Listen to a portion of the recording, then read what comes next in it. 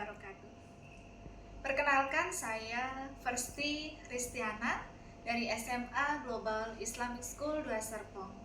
Kali ini saya menjalani pendidikan calon guru penggerak Angkatan 10 Kota Tangerang Selatan. Hari ini saya akan mencoba membagikan praktik baik dan pengimbasan terhadap modul 1.4 tentang materi budaya positif. Semoga di hari yang berbahagia ini saya dapat memaparkan hasil dari pembelajaran selama saya mengikuti pendidikan calon guru penggerak. Selamat menyaksikan. Alhamdulillahirrahmanirrahim. First of all, let's begin to Allah. Maybe there has been mercy and blessing, so we can get a good heart, good condition, so we can gather here without any obstacles. Salawat and salutation always delivered to our best Prophet Muhammad Sallallahu Alaihi Wasallam. Who else guide us and hopefully we can istiqomah to be his ummah until yaumil akhir. Amin. How are you today, guys? Okay, thank you for your attending here. I would like to share or just give the short information about what kind of information, what kind of material that I can get from CGP. Yeah. And today I would like to share about budaya positif. Let me speak in bahasa. Teman-teman, di sini salah satu dari modul yang saya pelajari di pendidikan guru penggerak yaitu tentang budaya positif. Nah, sebelum kita lanjutkan, mungkin saya mau bertanya ke Mr. Bayu mungkin atau siapapun yang ada di sini, menurut teman-teman budaya itu apa? Pembiasaan. Kalau positif? Negatif, bahaya yang baik. Nah, iya benar. Jadi salah satu hal yang bisa kita ciptakan di sini untuk menggapai visi dan misi sekolah adalah adanya implementasi dari budaya positif. Lanjut, Seth. Hal ini selaras dengan filosofi dari Ki Hajar Dewantara bahwa sesungguhnya tujuan dari pendidikan itu adalah untuk mencapai kebahagiaan hidup sesuai dengan kodrat tertinggi pada manusia dan mampu mengambil peran selanjutnya dalam kehidupan masyarakat. Kenapa budaya positif ini penting? Karena kita di sini menyiapkan anak-anak untuk mengambil perannya. Peran-peran yang positif itulah yang akan kita lakukan untuk melakukan pendampingan bersama anak. Lanjut. Nah, ini adalah pemikiran dari KHD. Jadi di sini perlu adanya pendidikan karakter, kemudian, nah ini kodrat alam dan kodrat zaman. Sebenarnya visi dari sekolah kita sudah cukup bagus ya. Artinya memang mengoptimalisasikan potensi fitrah. Nah, potensi fitrah yang dimiliki oleh peserta didik ini disebut dengan kodrat alam. Jadi kalau Mr. Gunju sering bilang burung itu ya tidak mungkin akan bisa berenang, ya. Kemudian ikan itu tidak bisa terbang. Inilah kodrat alam yang dimiliki oleh peserta didik. Kemudian kodrat zaman, artinya kita mendampingi anak-anak pun disesuaikan dengan perkembangan zaman saat ini. Kalau sekarang kita ada di peradaban society ya, kita menyiapkan society 5.0, artinya perkembangan zaman itu yang mengharuskan kita untuk selalu update. Lalu ada pembelajaran yang menyenangkan. Pembelajaran yang menyenangkan ini bisa diartikan dengan pembelajaran yang aman, nyaman, dan kita juga sudah selaras ya dengan slogan kita our home, our pride, our value. Kemudian yang selanjutnya adalah berpihak pada murid. Berpihak pada murid ini selaras juga dengan potensi fitrah tadi. Jadi kalau anak-anak memang potensinya dia di non akademik ya kita arahkan ke sana. Kalau misalnya dia punya potensi di bidang logical matematik atau linguistik, kita arahkan juga ke situ. Oke, selanjutnya, Sir.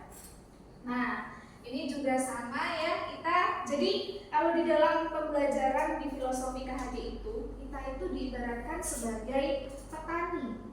Di mana petani ini atau pekebun itu menuntun. Jadi kita misalnya punya tanaman berupa padi, punya tanaman berupa kacang.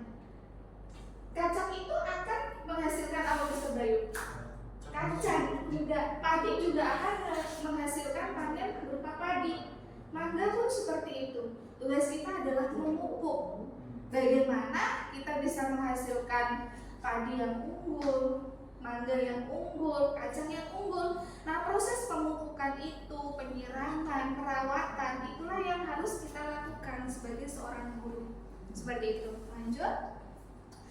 Nah, ini adalah inquiry apresiatif. Jadi sebenarnya sekolah kita itu memiliki keunggulan-keunggulan dengan keadaan yang kita miliki, yaitu adanya keragaman input peserta didik kita, kemudian fasilitas yang memadai, kemampuan SDM baik pendidik maupun staf, karena semuanya di sini juga sudah melakukan pembelajaran, artinya punya sertifikat ya untuk legal sebagai pendidik.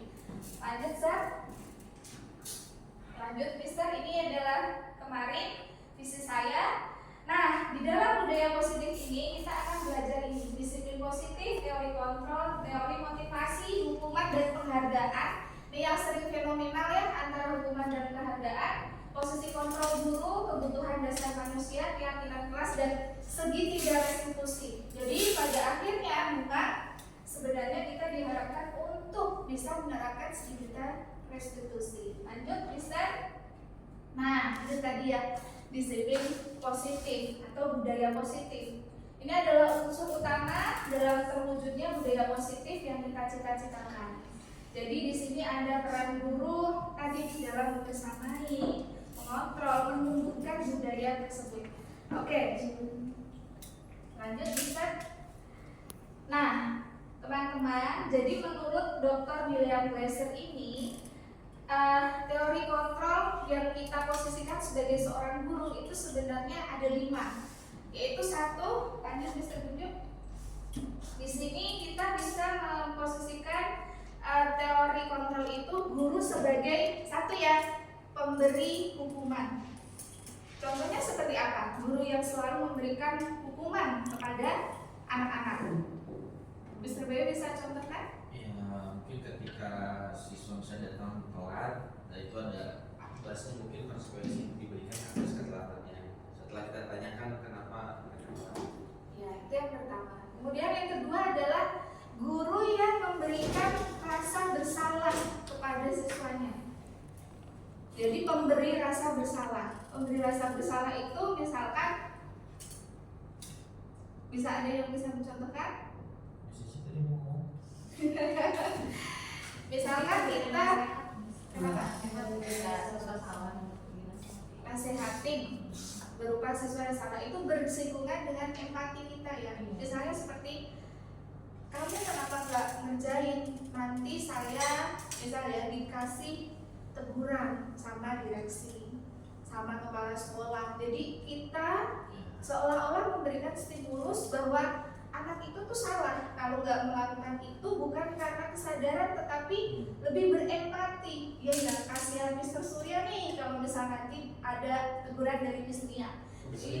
Nah, seperti itu memberi rasa bersalah. Atau contohnya gini ya, kalau kamu tahu kegiatan kita akan mundur. Ketika mundur semuanya akan terlambat, semua kegiatan tidak bisa berjalan gitu. Itu kan menumbuhkan rasa bersalah gitu.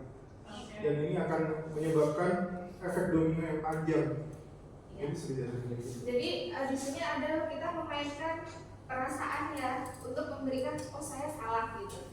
Tapi setelah salah itu belum tentu ada perbaikan, merubah perilaku. Oke. Kemudian yang ketiga, peran guru di sini sebagai guru yang berperan sebagai teman. Kira-kira sebagai teman itu seperti apa? Iya. Jadi bareng gitu. Jadi kita posisikan kita ini teman. Jadi anak-anak itu bisa menghormati kita, respect terhadap kita, tetapi untuk sesuatu yang lebih tergantung cenderung menggampangkan. Tenang sama Mr. Bayu, gitu kan? Tenang sama Mr. Surya, sama Miss Lucy. Jadi kita dianggap mereka ini hanya sebagai seorang teman. Kemudian yang keempat adalah sebagai monitoring.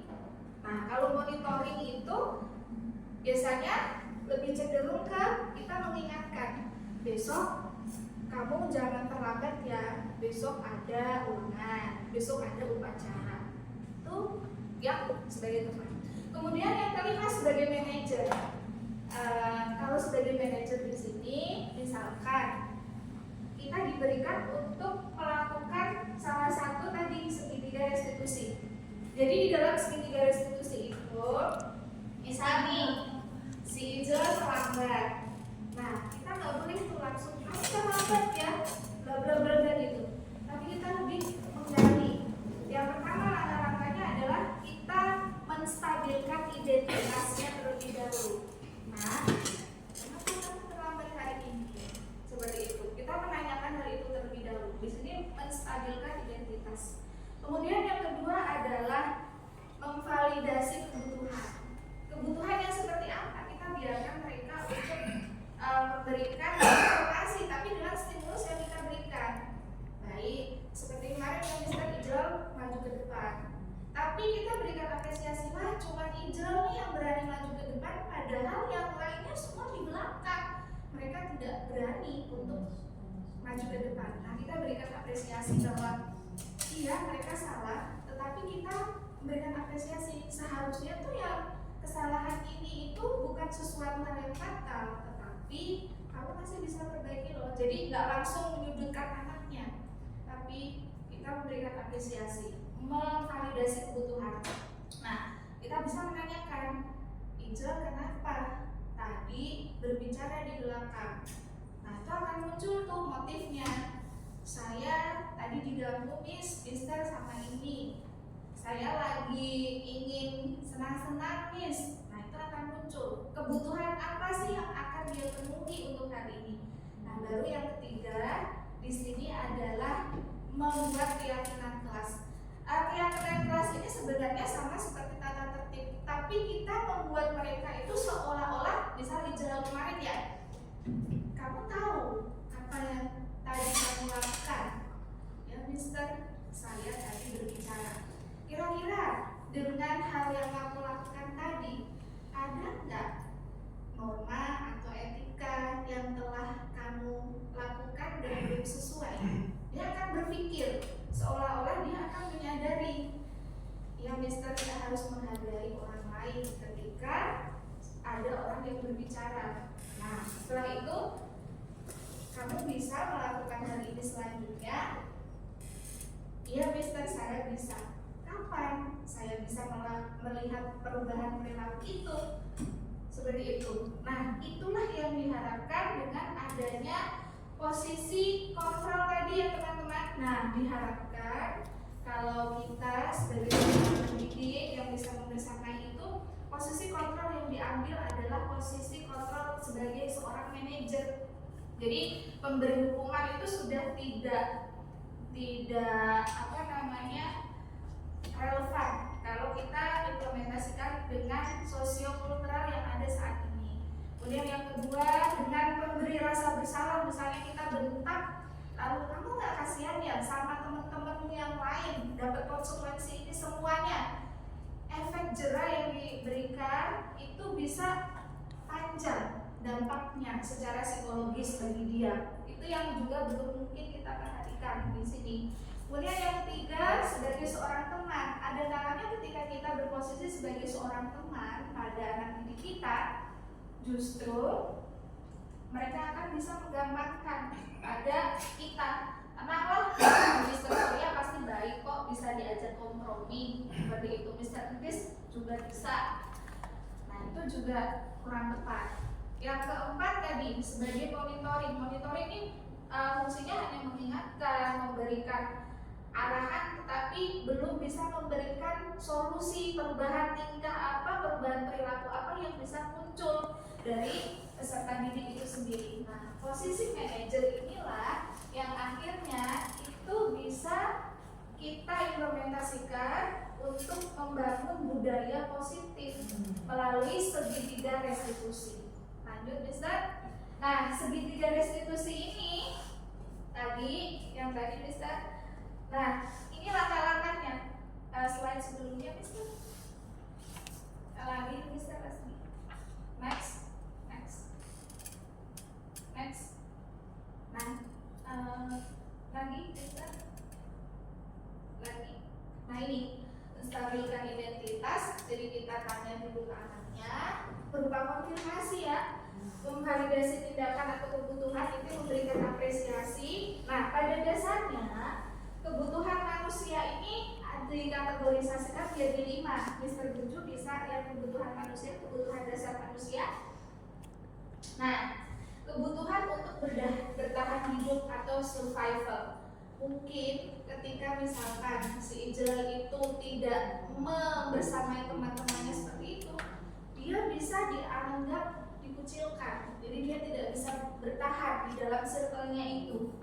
Kasih sayang dan rasa diterima. Jadi di sini anak-anak tuh juga ada yang caper ya biasanya. Nah, motif dia melakukan tindakan itu sebenarnya tidak lain dan tidak bukan adalah untuk memenuhi kebutuhan kasih sayang dan bagaimana dia bisa diperhatikan. Kebebasan. Nah, ini yang sering ada di tataran level SMA. Mereka ingin bebas. Nah, jadi kita misalnya seperti kemarin belum bisa melaksanakan sholat bersama karena mereka merasa terikat, belum kapan sih bisa bebas gitu. Jadi kita bisa mengetahui motif kebutuhan apa sih yang mereka inginkan. Kesenangan, mereka ingin bersenang-senang dengan temannya, atau penguasaan atau power. Penguasaan atau power ini lebih ke misalnya kita berikan kesempatan ke anak A, tapi anak yang B merasa saya juga bisa kok kompeten dengan hal ini. Coba dong berikan saya kesempatan. Jadi pada dasarnya nih, misalkan Mr. Bayu pagi hari itu emosionalnya saat itu kurang stabil. Nah, misalnya dia marah nih atau bertemu dengan Mr. IZ, kemudian muncul suatu konflik. Nah, dari situ kita bisa gali sebenarnya alasan Mr. Bayu tadi pagi seperti itu tuh kenapa? Tidak lain adalah karena ada 5 dari kebutuhan ini yang belum terpenuhi dalam diri Mr. Bayu misalnya. Misalkan tadi pagi belum mendapatkan perhatian dari istrinya, misalnya di rumah. Jadi ada kasih sayang yang belum ya terobati atau terlengkapi di sini. Oke, nah teman-teman sebelumnya coba kalau misalnya kita review kembali kira-kira peran dan posisi kontrol yang sudah dilakukan oleh teman-teman di sini sudah sampai di tahap yang mana? Tadi posisi kontrol kita yang ada 5. Ada perubahan manajer. Ya. Nah, kira-kira posisi kontrol yang mana yang sudah sama-sama atau mungkin setiap yang ada di sini lakukan sebagai penghukum? Sudah. Buat mana? Pembuat rasa bersama. Nah, sudah. Teman, sering ya. Pemantau atau monitoring. Iya, waras. Manajer, udah ini. Udah semua ya. Belum maksimal, sudah semua tapi mungkin peran-perannya belum semuanya secara maksimal. Makanya manajer ya, makanya keempat part sebelumnya ya masing-masing kita mungkin melakukan dengan ya sudah porsinya beda-beda. Beda-beda. Tapi kalau manajer yang paling dia tadi disampaikan yang sisi manajer, nah itu mungkin pernah atau kita pernah lakukan tapi mungkin belum maksimal. Pernah tapi belum maksimal. Iya, karena diharapkan sebenarnya setiap guru itu nantinya itu mampu untuk menerapkan posisi kontrol di sini yang sebagai seorang manajer. Jadi siswa ini merasa terayomi ya, dan mereka itu sadar kalau ya saya salah dan ada perubahan perilaku, karena kalau diberinya dalam bentuk hukuman jangka dampaknya itu dalam jangka yang panjang. Biasanya seperti itu. Atau ada yang ingin berpendapat lain? Parahnya kayaknya mau ngomong. Ya. Izin boleh atau diskusi mau tanya, ketika konsep hukuman itu yang kita terapkan itu adalah untuk sebagai efek jerak. Nah, karena kita juga mengenal konsep kan adalah hukuman yang dalam tanda kutip ya, ada yang secara bertahap tuh kan, ada yang sifatnya edukasi, ada juga yang memang secara fisik. Nah ini dengan konsep yang dari budaya positif ini apa nih kira-kira korelasinya? Karena izin apakah memang berbenturan mengatakan kayaknya nggak boleh nih, nggak boleh diterapkan ya, sekalipun hukuman yang sifatnya edukasi ataupun hukuman fisik. Nah bagaimana kita mengambil jalan tengahnya?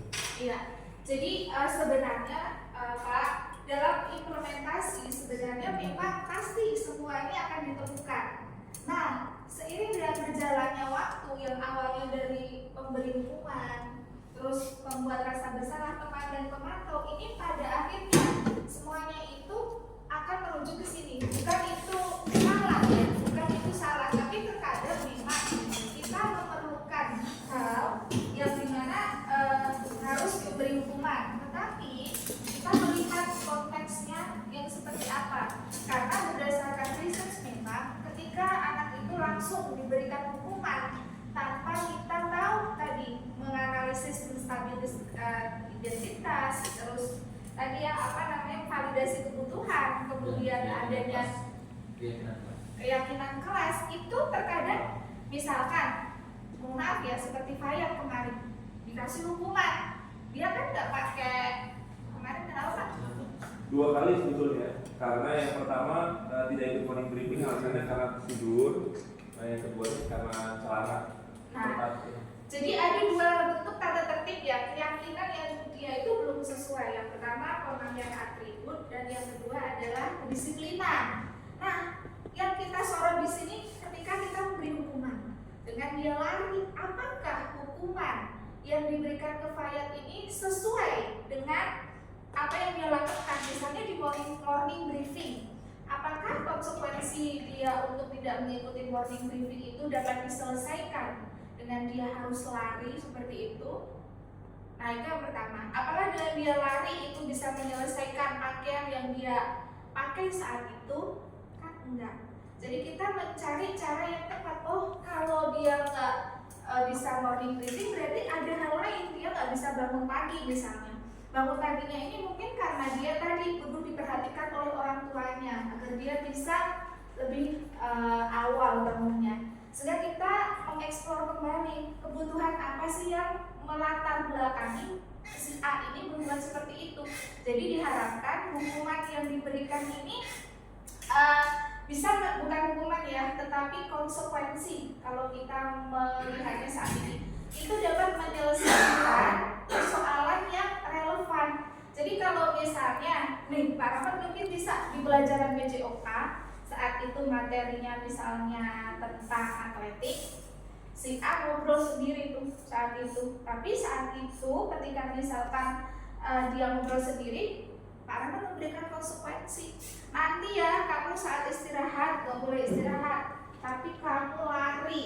Nah ini sama karena atletiknya misalnya dalam hal ini lari, tapi konsekuensi yang kita berikan tadi masih sama gitu loh, masih relevan. Oh dia nggak melakukan ini, maka hal yang harus kita berikan juga lari. Kalau dia nggak memberikan setoran, hal apa yang bisa kita lakukan agar anak ini bisa melakukan setoran? Jadi adanya perubahan perilakunya, kesalahannya di mana, yang kita perbaiki itu ke akarnya. Seperti itu sih maksudnya Pak ya. Siap. Oke, ada yang lain? Master Chris? Kalau saya mungkin sharing aja ya. Ya, silakan. Setiap wali kelas ada manajer kalau saya. Yes. Ada manajer. Kemudian untuk mengantisipasi kejadian-kejadian setelah itu kan setiap kita masuk pembelajaran awal itu ada kontrak belajar ya. Nah itu adalah kontraknya. kontrak belajar. Situ kan udah disepakati tuh sama semua yang disebut dengan keyakinan kelas. Nah, setelah disepakati seiring berjalan nanti ada yang melanggar dan sebagainya tuh. Nah di situ manajer itu kalau saya karena ini 5-5-nya akan kita temuin. Nah kalau yang saya PPT saya itu versi iman, Islam, ihsan. Islam, ihsan yang terakhir. Jadi ketika anak ini sudah tertanam ihsan, dia itu akan merasa diawasi oleh Allah dan gurunya. Jadi kalau penanaman iman, Islam, ihsan akan beres semuanya. Jadi ihsan itu yang tertinggi. Jadi apa ihsan? Ihsan adalah dia tidak melihat Allah, tapi dia merasa dilihat Allah. Anak kata Lebih ke integritasnya. Nah, ini. Jadi insya Allah apapun yang akan dilakukan, kalau dia merasa diawasi oleh yang menciptakan dia akan melek. Terima kasih. Miss, ini menarik terkait dengan hukuman ya. Memang pada dasarnya prinsip memberikan punishment itu tadi apa yang bisa seperti dalam barusan, kasih hukuman yang kira-kira bisa menyelesaikan perkara atau sesuatu yang dilalaikannya gitu. Artinya yang relevan. Tapi pada prakteknya Miss, kalau misalnya kita lihat fenomena-fenomena maaf itu misalnya ada kajian, saya nggak pernah di pondok pesantren tapi dapat cerita-cerita dari teman-teman pondok pesantren di sana tuh menerapkan prinsip yang sangat tegas begitu. Bahkan yang nggak ada, kadang mungkin hukuman yang diberikan tidak ada tidak ada hubungannya.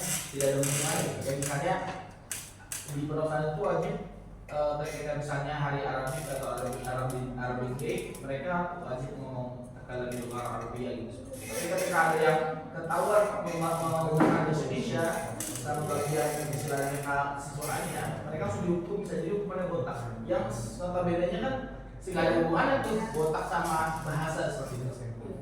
Tapi kalau kita berbicara masalah disiplin, ya ternyata ada juga memang si anak-anak pondok pesantren yang mungkin karakternya juga masih belum sukses begitu.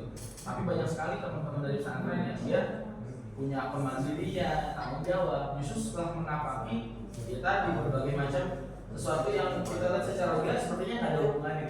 Nah, kalau bisa jadi nih dengan rumus kayak gini mungkin hukuman-hukuman yang ada di sekolah kita atau konsekuensi bahasanya yang mungkin kita review lagi bareng-bareng sehingga nanti terumuskan tuh kira-kira hukuman yang relevan seperti apa. Tapi saya mau tahu dulu pendapat masih tentang yang tadi penerapan kedisiplinan yang ada di pondok kurang lebih seperti itu, tapi kelihatannya nggak dilihat tapi punya dampak yang cukup positif. Iya. Ya, terima kasih Mr. Bayu. Awalnya saya pun berpikiran seperti itu. Kenapa ya ketika mungkin kita semakin strike, anak-anak tuh semakin disiplin. Tetapi ketika saya belajar dengan filosofi ini di modul ini, kita tidak pernah tahu Mister seperti apa batin anak, psikologis anak ketika dia melaksanakan itu tuh karena saya harus seperti ini, kalau enggak saya dihukum. Nah, Mister Bunjut bisa ke yang slide sebelumnya, Mister, motif. Nah, ini teori motivasi. Di sini kita balik ke sini.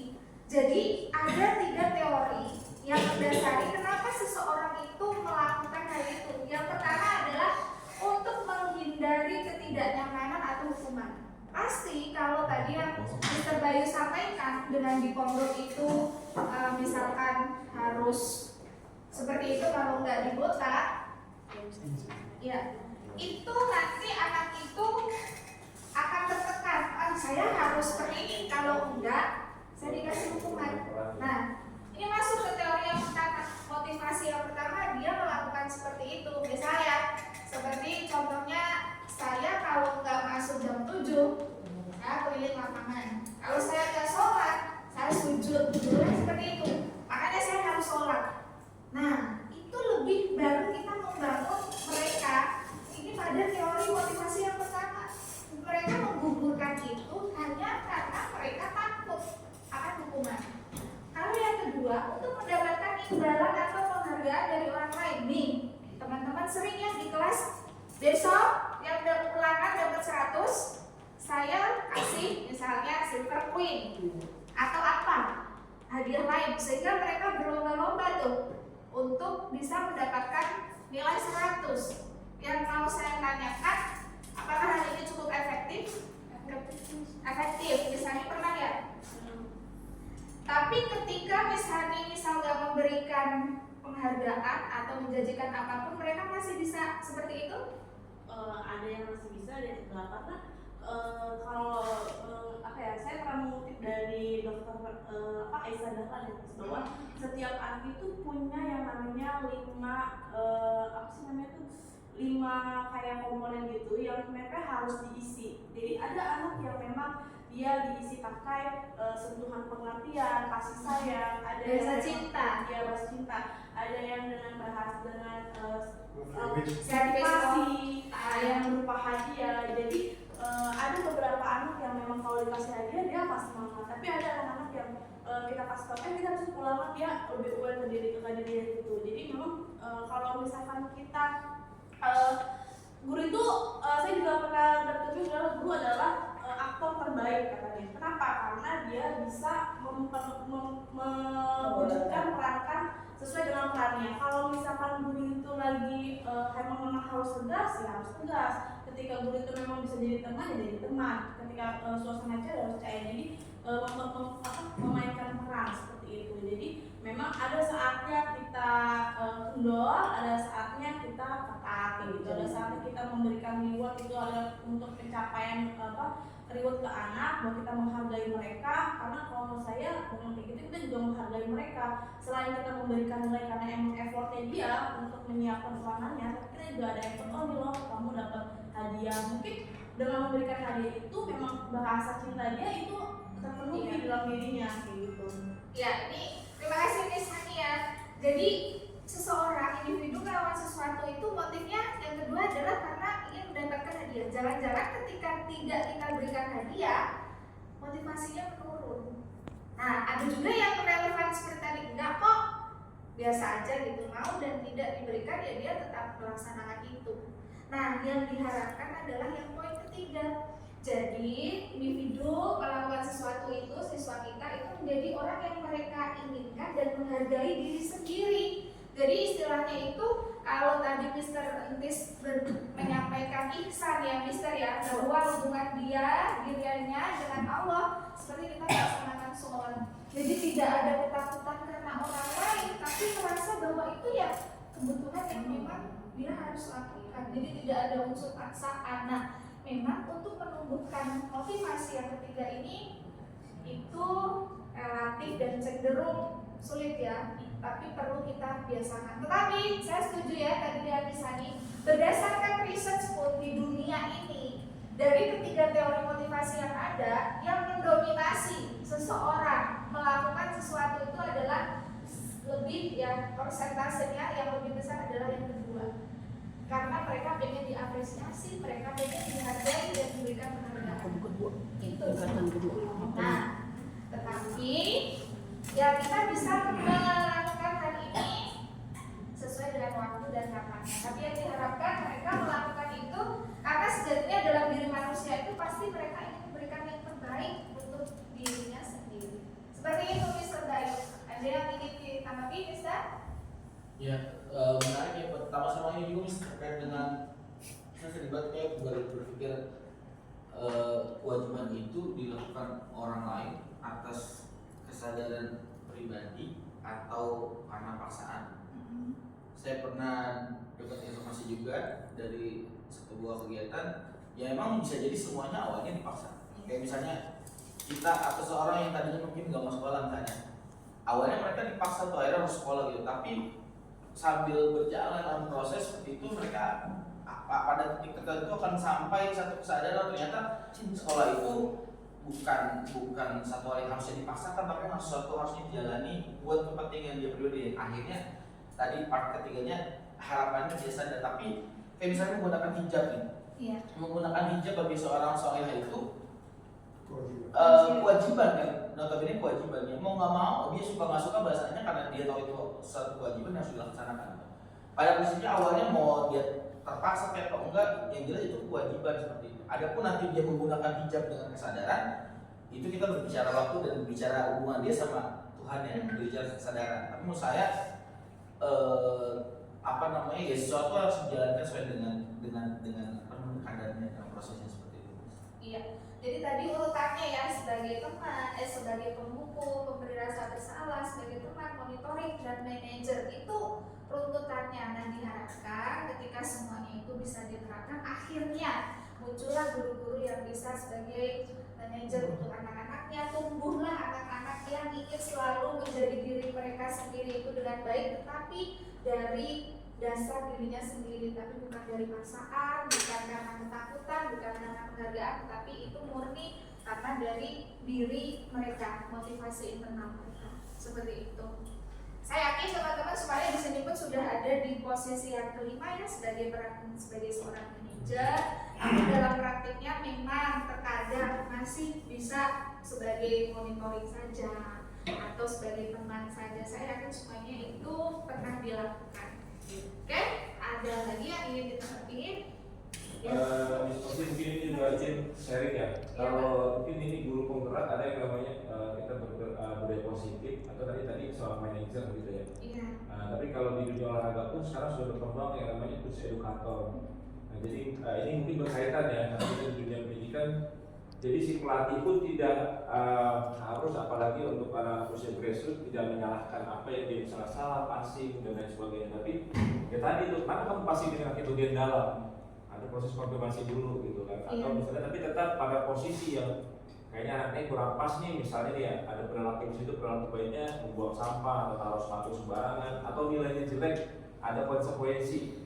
Ya kamu harus betulin dulu ya nilai-nilainya baru, karena si guru si pelatih pun dalam hal ini sudah melakukannya secara holistik sih sebetulnya. Jadi nggak hanya dia dia hanya bisa pintar main bola nih, tapi main sekali dia mau harus jadi, bahkan dia bisa jadi pengelola sebuah ya klub segala macam gitu. Jadi nggak hanya fokus di bolanya, tapi mungkin sebagai tadi motivasinya juga si pelatih bisa, cara mengelola apa ya, berikan training juga bisa. Tapi mungkin juga jadinya ujungnya berkaitan ya, dunia olahraga, dunia pendidikan, ada apa namanya, penamaan yang mungkin mirip gitu ya. Sama tadi juga secara Islami juga sama nih sekarang sepak bola. Bahkan di apa namanya di akademi pun sudah ada Ramadan itu mereka ada tadarus, ada sholat berjamaah. Nah itu juga semakin diisi apa ya, puzzle-puzzle-nya mungkin ya, dari semua poin yang mengarahkan bahwa anak itu mendapatkan haknya untuk bisa diberikan yang terbaik.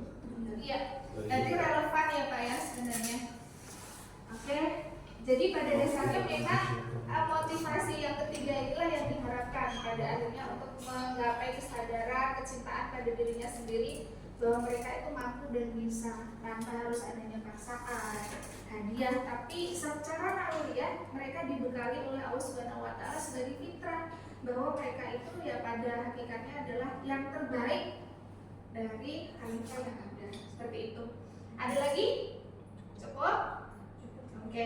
Jadi untuk melaksanakan peran sebagai seorang manajer ini perlu kerjasama semuanya, dan setiap guru diharapkan bisa melakukan ini secara individual, baik itu di kelas. Jadi tidak hanya Mr. Bayu sebagai mahasiswa, Mr. Ahmad sebagai koordinator dari wakil kepala sekolah di bidang kesiswaan, Mr. Vita, tapi semua komponen atau entitas guru makro itu bisa melaksanakan peran sebagai manajer untuk menciptakan budaya positif di sekolah. Untuk hari ini. Nah, baru yang ketiga di sini adalah membuat keyakinan kelas. Keyakinan kelas ini sebenarnya sama seperti tata tertib, tapi kita membuat mereka itu seolah-olah, misalnya di jalan kemarin ya, kamu tahu apa yang tadi kamu lakukan? Ya, Mister, saya tadi berbicara. Kira-kira dengan hal yang kamu lakukan tadi, ada nggak norma atau etika yang telah kamu lakukan dan belum sesuai? Dia akan berpikir seolah-olah dia akan menyadari, ya Mister, kita harus menghargai orang lain ketika ada orang yang berbicara. Nah, setelah itu kamu bisa melakukan hal ini selanjutnya. Iya Mister, saya bisa. Kapan saya bisa melihat perubahan perilaku itu? Seperti itu. Nah, itulah yang diharapkan dengan adanya posisi kontrol tadi ya teman-teman. Nah, diharapkan kalau kita sebagai pendidik yang bisa membersamai itu, posisi kontrol yang diambil adalah posisi kontrol sebagai seorang manajer. Jadi pemberi hukuman itu sudah tidak relevan kalau kita implementasikan dengan sosiokultural yang ada saat ini. Kemudian yang kedua, dengan memberi rasa bersalah, misalnya kita bentak, lalu kamu nggak kasihan ya sama teman-temanmu yang lain dapat konsekuensi ini semuanya. Efek jerah yang diberikan itu bisa panjang dampaknya secara psikologis bagi dia. Itu yang juga belum mungkin kita perhatikan di sini. Kemudian yang ketiga, sebagai seorang teman, ada kalanya ketika kita berposisi sebagai seorang teman pada anak didik kita, justru mereka akan bisa menggampangkan pada kita. Karena Mr. Surya pasti baik kok, bisa diajak kompromi seperti itu. Mr. Entis juga bisa. Nah itu juga kurang tepat.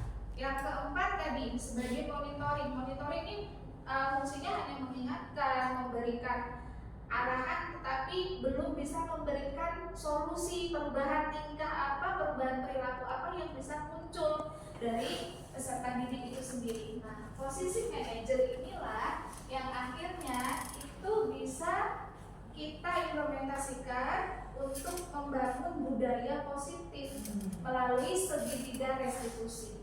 Lanjut, Mister. Nah, segitiga restitusi ini yang tadi Mister. Nah, ini langkah-langkahnya. Slide sebelumnya, Mister. Lagi, Mister Rasmi. Next.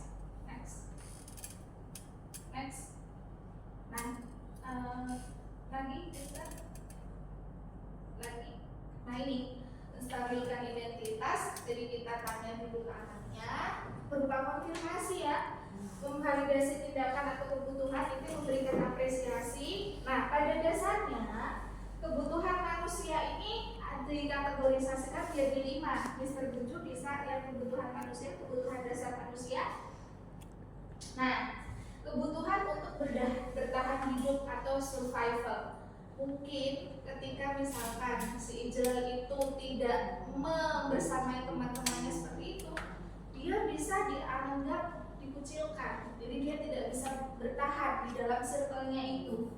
Kasih sayang dan rasa diterima. Jadi di sini anak-anak tuh juga ada yang caper ya biasanya. Nah, motif dia melakukan tindakan itu sebenarnya tidak lain dan tidak bukan adalah untuk memenuhi kebutuhan kasih sayang dan bagaimana dia bisa diperhatikan. Kebebasan. Nah, ini yang sering ada di tataran level SMA. Mereka ingin bebas. Nah, jadi kita misalnya seperti kemarin belum bisa melaksanakan sholat bersama karena mereka merasa terikat, belum kapan sih bisa bebas gitu. Jadi kita bisa mengetahui motif kebutuhan apa sih yang mereka inginkan. Kesenangan, mereka ingin bersenang-senang dengan temannya, atau penguasaan atau power. Penguasaan atau power ini lebih ke misalnya kita berikan kesempatan ke anak A, tapi anak yang B merasa saya juga bisa kok kompeten dengan hal ini. Coba dong berikan saya kesempatan. Jadi pada dasarnya nih, misalkan Mr. Bayu pagi hari itu emosionalnya saat itu kurang stabil. Nah, misalnya dia marah nih atau bertemu dengan Mr. IZ, kemudian muncul suatu konflik. Nah, dari situ kita bisa gali sebenarnya alasan Mr. Bayu tadi pagi seperti itu tuh kenapa? Tidak lain adalah karena ada 5 dari kebutuhan ini yang belum terpenuhi dalam diri Mr. Bayu misalnya. Misalkan tadi pagi belum mendapatkan perhatian dari istrinya, misalnya di rumah. Jadi ada kasih sayang yang belum terbagi atau terlengkapi di sini. Oke, nah teman-teman sebelumnya coba kalau misalnya kita review kembali kira-kira peran dan posisi kontrol yang sudah dilakukan oleh teman-teman di sini sudah sampai di tahap yang mana? Tadi posisi kontrol kita yang ada 5. Ada perubahan manajer.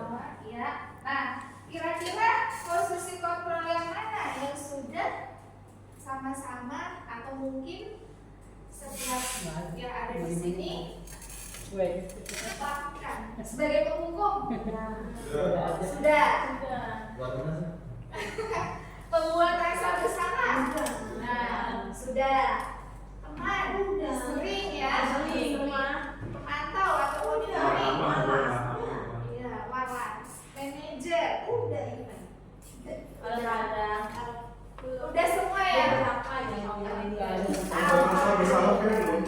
Belum maksimal, sudah semua tapi mungkin peran-perannya belum semua secara maksimal. Makanya manajer ya, yang keempat part sebelumnya ya masing-masing kita mungkin sama dengan ya sudah porsinya beda-beda. Beda-beda. Tapi kalau manajer yang paling dia tadi sampaikan yang sisi manajer, nah itu mungkin pernah atau kita pernah lakukan tapi mungkin belum maksimal. Pernah tapi belum maksimal. Iya, karena diharapkan sebenarnya setiap guru itu nantinya itu mampu untuk menerapkan posisi kontrol di sini yang sebagai seorang manajer. Jadi siswa ini merasa terayomi, ya, dan mereka itu sadar kalau ya saya salah. Dan ada perubahan perilaku karena kalau diberinya dalam bentuk hukuman, jangka dampaknya itu dalam jangka yang panjang. Biasanya seperti itu. Atau ada yang ingin berpendapat lain? Pak Rahmat kayaknya mau ngomong. Iya. Parah banget. Izin boleh atau diskusi mau tanya ketika konsep hukumannya itu yang kita terapkan itu adalah untuk sebagai efek jerak. Nah, karena kita juga mengenal konsep kan ada hukuman yang dalam tanda kutip ya, ada yang secara bertahap bukan, ada yang sifatnya edukasi, ada juga yang memang secara fisik. Nah ini dengan konsep yang dari budaya positif ini apa nih kira-kira korelasinya? Karena izin apakah memang berbenturan banget sama kayaknya nggak boleh nih, nggak boleh diterapkan ya, sekalipun hukuman yang sifatnya edukasi ataupun hukuman fisik. Nah bagaimana kita mengambil jalan tengahnya itu? Iya, jadi sebenarnya Pak, dalam implementasi sebenarnya memang pasti semuanya akan ditemukan. Nah, seiring dengan berjalannya waktu yang awalnya dari pemberi hukuman, terus membuat rasa bersalah teman dan pemantau, ini pada akhirnya semuanya itu akan menuju ke sini. Bukan itu salah ya, bukan itu salah, tapi terkadang memang kita memerlukan hal yang dimana harus diberi hukuman, tetapi kita melihat konteksnya yang seperti apa. Karena berdasarkan riset memang ketika anak itu langsung diberikan hukuman tanpa kita tahu tadi menganalisis stabilitas identitas, terus tadi ya validasi kebutuhan, kemudian adanya keyakinan kelas, itu terkadang misalkan maaf ya seperti Fayat kemarin dikasih hukuman, dia kan nggak pakai kemarin kenapa? 2 kali sebetulnya, karena yang pertama tidak ikut morning briefing alasannya karena tidur, nah yang kedua karena celana. Nah, jadi ada 2 bentuk tata tertib ya, keyakinan yang dia itu belum sesuai. Yang pertama pemakaian atribut dan yang kedua adalah kedisiplinan. Nah, yang kita sorot di sini ketika kita memberi hukuman dengan dia lari, apakah hukuman yang diberikan ke Fayat ini sesuai dengan apa yang dia lakukan? Misalnya di morning briefing, apakah konsekuensi dia untuk tidak mengikuti morning briefing itu dapat diselesaikan dengan dia harus lari seperti itu? Nah, itu yang pertama. Apakah dengan dia lari itu bisa menyelesaikan pakaian yang dia pakai saat itu? Kan enggak. Jadi kita mencari cara yang tepat. Oh, kalau dia nggak bisa morning briefing, berarti ada hal lain. Dia nggak bisa bangun pagi misalnya. Bangun paginya ini mungkin karena dia tadi perlu diperhatikan oleh orang tuanya agar dia bisa lebih awal bangunnya. Sehingga kita mengeksplor kembali kebutuhan apa sih yang melatar belakangi si A ini berbuat seperti itu. Jadi diharapkan hukuman yang diberikan ini bisa bukan hukuman ya, tetapi konsekuensi kalau kita melihatnya saat ini itu dapat menyelesaikan persoalan yang relevan. Jadi kalau misalnya nih Pak Rahmat mungkin bisa di pelajaran BJOK saat itu materinya misalnya tentang atletik, si A ngobrol sendiri tuh saat itu. Tapi saat itu ketika misalkan dia ngobrol sendiri, Pak Rahmat memberikan konsekuensi. Nanti ya kamu saat istirahat gak boleh istirahat, tapi kamu lari. Nah ini sama karena atletiknya misalnya dalam hal ini lari, tapi konsekuensi yang kita berikan tadi masih sama gitu loh, masih relevan. Oh dia nggak melakukan ini, maka hal yang harus kita berikan juga lari. Kalau dia nggak memberikan setoran, hal apa yang bisa kita lakukan agar anak ini bisa melakukan setoran? Jadi adanya perubahan perilakunya, kesalahannya di mana, yang kita perbaiki itu ke akarnya. Seperti itu sih maksudnya Pak ya. Siap. Oke, ada yang lain? Master Chris? Kalau saya mungkin sharing aja ya. Ya, silakan. Setiap wali kelas ada manajer kalau saya. Yes. Ada manajer.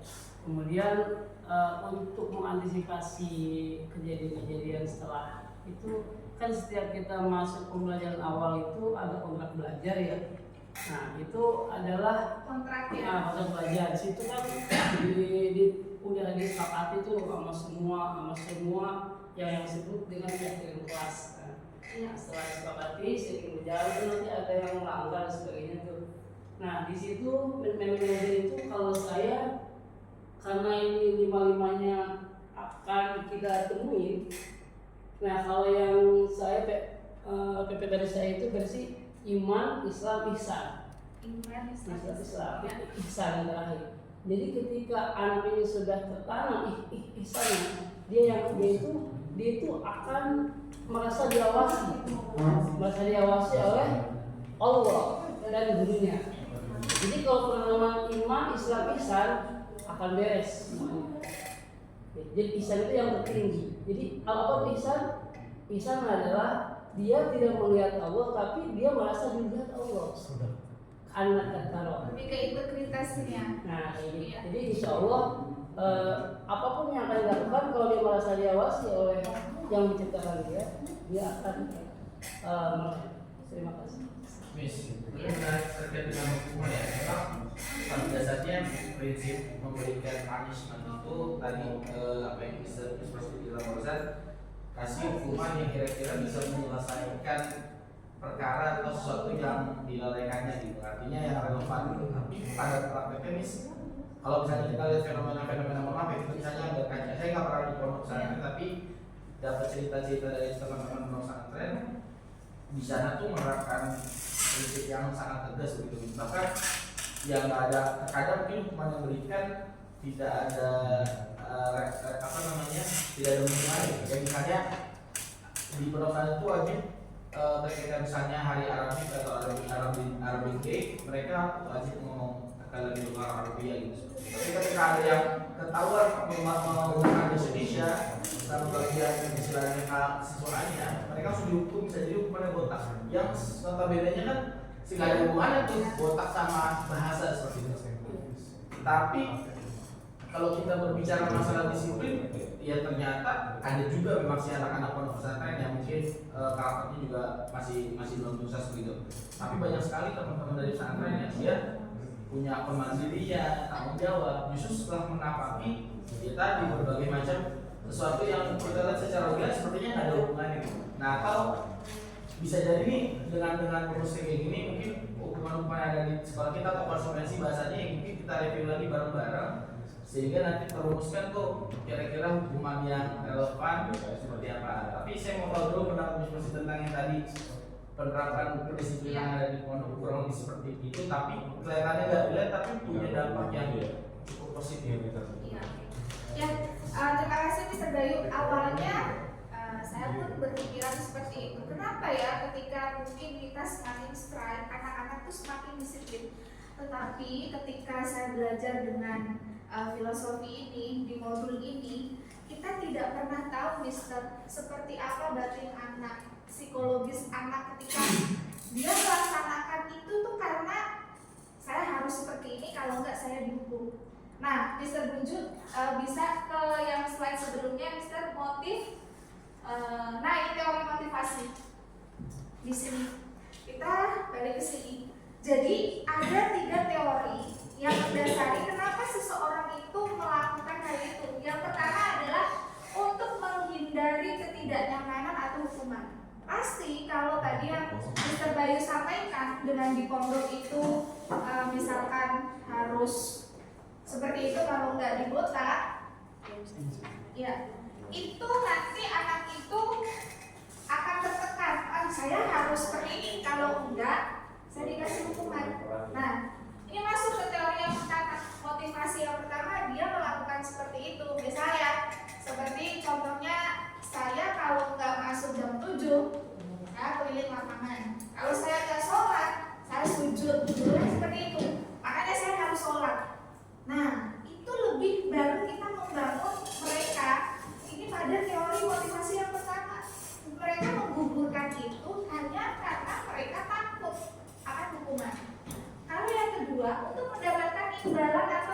penghargaan dari orang lain. Nih, teman-teman sering ya di kelas, besok yang ulangan dapat 100, saya kasih misalnya silver queen atau apa, hadiah lain, sehingga mereka berlomba-lomba tuh untuk bisa mendapatkan nilai 100.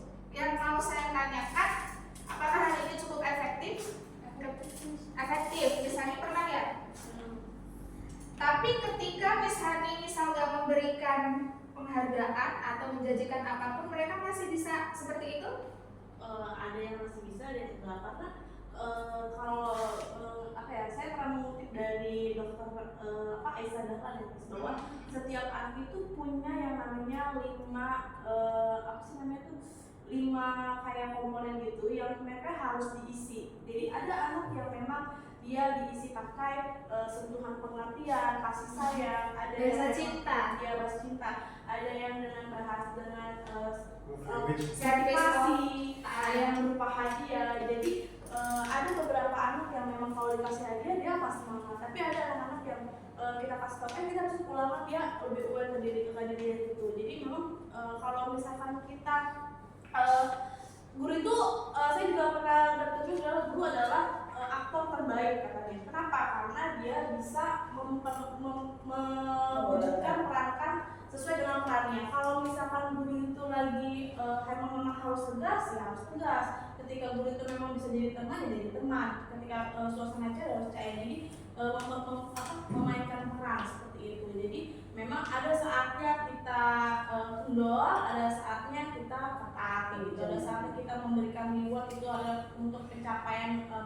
reward ke anak, bahwa kita menghargai mereka. Karena kalau menurut saya dengan kayak gitu kita juga menghargai mereka. Selain kita memberikan nilai karena emang effortnya dia untuk menyiapkan ulangannya, kita juga ada effort, oh nih loh kamu dapat hadiah. Mungkin dengan memberikan hadiah itu memang bahasa cinta dia itu terpenuhi di dalam dirinya kayak gitu. Ya, ini terima kasih Miss Hani ya. Jadi seseorang individu melakukan sesuatu itu motifnya yang kedua adalah karena ingin mendapatkan hadiah. Jangan-jangan ketika tidak kita berikan hadiah, motivasinya menurun. Nah, ada juga yang relevan seperti tadi, enggak kok, biasa aja gitu, mau dan tidak diberikan ya dia tetap melaksanakan itu. Nah, yang diharapkan adalah yang poin ketiga. Jadi individu melakukan sesuatu itu, siswa kita itu menjadi orang yang mereka inginkan dan menghargai diri sendiri. Jadi istilahnya itu kalau tadi Mr. Entis menyampaikan ihsan ya Mr. ya, bahwa hubungan dirinya dengan Allah seperti kita melaksanakan sholat. Jadi tidak ada ketakutan karena orang lain, tapi merasa bahwa itu ya kebutuhan yang memang dia harus lakukan. Jadi tidak ada unsur paksaan. Nah, memang untuk menumbuhkan motivasi yang ketiga ini itu relatif dan cenderung sulit ya, tapi perlu kita biasakan. Tetapi saya setuju ya tadi dia Misani, berdasarkan research pun di dunia ini dari ketiga teori motivasi yang ada, yang mendominasi seseorang melakukan sesuatu itu adalah lebih ya persentasenya yang lebih besar adalah yang kedua. Karena mereka pengen diapresiasi, mereka pengen dihargai dan diberikan penghargaan. Itu. Nah, tetapi ya kita bisa melakukan hal ini sesuai dengan waktu dan kapannya. Tapi yang diharapkan mereka melakukan itu karena sejatinya dalam diri manusia itu pasti mereka ingin memberikan yang terbaik untuk dirinya sendiri. Seperti itu, Mr. Dayu. Ada yang ingin ditanggapi, Mr.? Ya, menarik ya. Pertama-tama ini juga terkait dengan saya terlibat kayak berpikir kewajiban itu dilakukan orang lain atas kesadaran pribadi atau karena paksaan. Saya pernah dapat informasi juga dari sebuah kegiatan ya emang bisa jadi semuanya awalnya dipaksa. Kayak misalnya kita atau seorang yang tadinya mungkin nggak mau sekolah misalnya, awalnya mereka dipaksa tuh akhirnya harus sekolah gitu, tapi sambil berjalan dalam proses seperti itu mereka pada titik tertentu akan sampai satu kesadaran ternyata sekolah itu bukan satu hal yang harusnya dipaksakan, tapi sesuatu harusnya dijalani buat kepentingan dia pribadi. Akhirnya tadi part ketiganya harapannya biasa ada, tapi kayak misalnya menggunakan hijab nih. Iya. Menggunakan hijab bagi seorang solehah itu kewajiban kan. notabene kewajibannya. Mau nggak mau dia suka nggak suka bahasanya karena dia tahu itu suatu kewajiban yang harus dilaksanakan. Pada prinsipnya awalnya mau dia terpaksa kayak apa enggak, yang jelas itu kewajiban seperti itu. Adapun nanti dia menggunakan hijab dengan kesadaran, itu kita berbicara waktu dan berbicara hubungan dia sama Tuhan yang berbicara kesadaran. Tapi menurut saya ya sesuatu harus dijalankan sesuai dengan kadarnya dalam prosesnya seperti itu. Iya. Jadi tadi urutannya ya, sebagai teman, sebagai pemukul, pemberi rasa bersalah, sebagai teman, monitoring dan manajer itu runtutannya. Nah, diharapkan ketika semuanya itu bisa diterapkan, akhirnya muncullah guru-guru yang bisa sebagai manajer untuk anak-anaknya. Tumbuhlah anak-anak yang ingin selalu menjadi diri mereka sendiri itu dengan baik, tetapi dari dasar dirinya sendiri, tapi bukan dari paksaan, bukan karena ketakutan, bukan karena penghargaan, tetapi itu murni karena dari diri mereka, motivasi internal mereka, seperti itu. Saya yakin teman-teman semuanya di sini pun sudah ada di posisi yang kelima ya, sebagai seorang manajer. Tapi dalam praktiknya memang terkadang masih bisa sebagai monitoring saja atau sebagai teman saja. Saya yakin semuanya itu pernah dilakukan. Oke, ada lagi yang ingin ditambahkan? Cukup? Oke, jadi untuk melaksanakan peran sebagai seorang manajer ini perlu kerjasama semuanya, dan setiap guru diharapkan bisa melakukan ini secara individual, baik itu di kelas. Jadi tidak hanya Mr. Bayu sebagai mahasiswa, Mr. Ahmad sebagai koordinator dari wakil kepala sekolah di bidang kesiswaan bisa kita, tapi semua komponen atau entitas guru makul itu bisa melaksanakan peran sebagai manajer untuk menciptakan budaya positif di sekolah. Oke, mungkin itu cukup, ternyata cukup panjang dan menarik ya diskusinya hari ini, meskipun cukup dadakan tapi semuanya antusias. Saya ucapkan terima kasih, semoga bisa berbagi hal-hal baik lagi ke depannya. Terima kasih. Assalamualaikum warahmatullahi wabarakatuh.